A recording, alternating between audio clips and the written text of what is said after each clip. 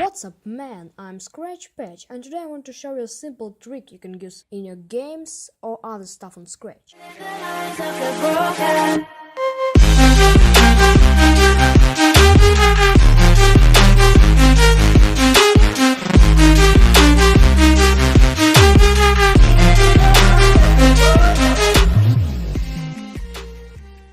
So, in Scratch there's something called booleans. Booleans can return true or false. So true is 1 and false is 0. But it's not all. You can put booleans into a number inputs. So for example, 1 equals 1 times 5. It will return 5 because 1 times 5 is 5.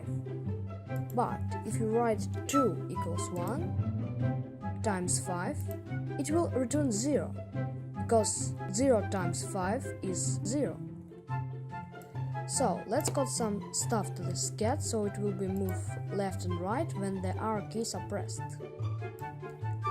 We can code this way: when green flag is clicked, forever, if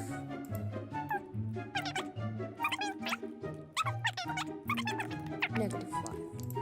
So when we test it, it will be simply move left and right when the arrow keys are pressed.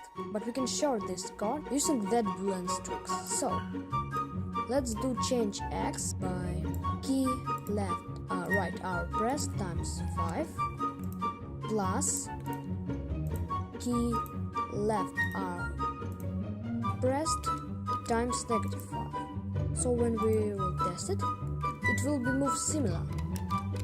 Why does it work? So if key right arrow pressed, this boolean returns 1, and if not, it returns 0.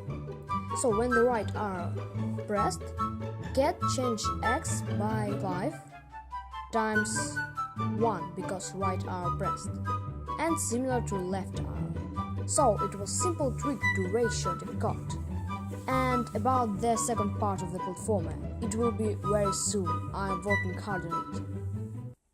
So, bye and good luck at programming.